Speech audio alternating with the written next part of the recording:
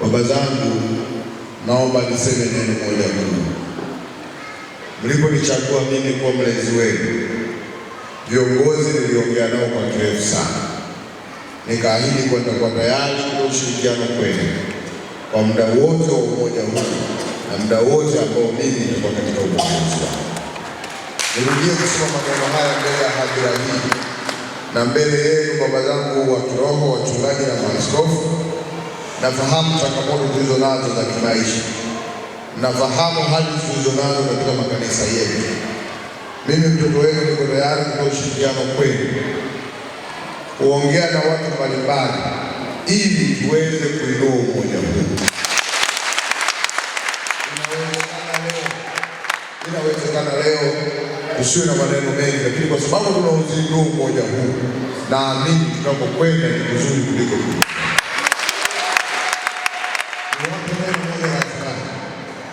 mara nyingi. Nyie mmetufundisha kwa katika kila jambo tusiogope.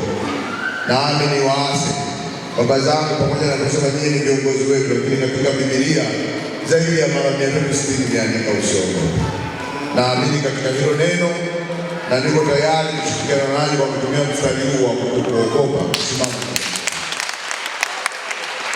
Niwaombe sana baba zangu, niko tayari wakati wote na kutumia maneno haya.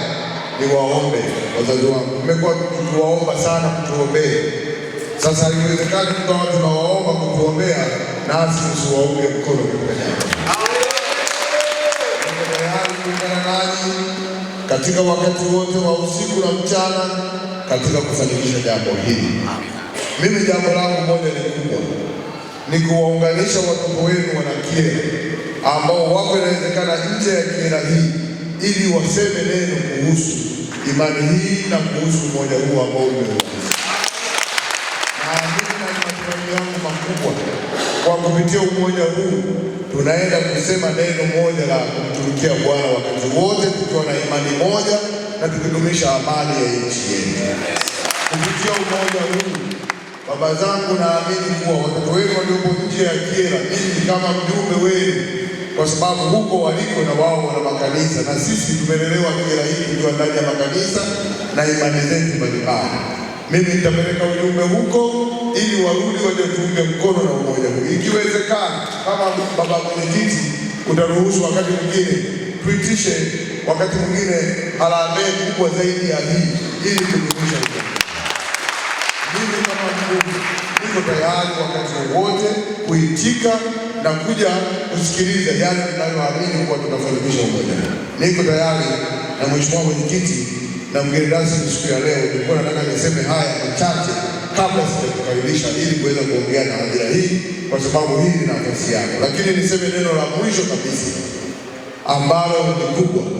Baba zangu, wazee wangu wa kiroho, tuzidi kuiombea serikali ya Jamhuri ya Muungano wa Tanzania ili tuweze kuishi kwa amani na tuabudu kwa uhuru kama tulivyokuwa siku zote. Na naamini sasa jimbo la Kiela tukiunganisha kwa upendo wa Kristo ambao mnatufundisha kila siku, tunaenda kuwa na amani na upendo. Naamini tuendelee kumwombea Dr. Samia, Rais wa Jamhuri ya Muungano wa Tanzania, na mimi mtoto wenu muendelee kuniombea na huduma hii ipate kusonga mbele.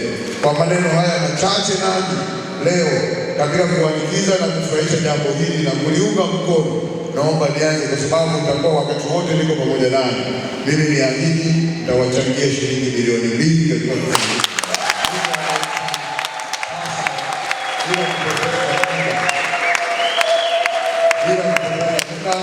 Nimwalike sasa mgeni rasmi Comrade Mwisaje Mwanjara, mwenyekiti na bosi wangu mwenye duka lake. Mimi ni muuza duka, uweze kusema na wazazi wangu hawa wa kiroho.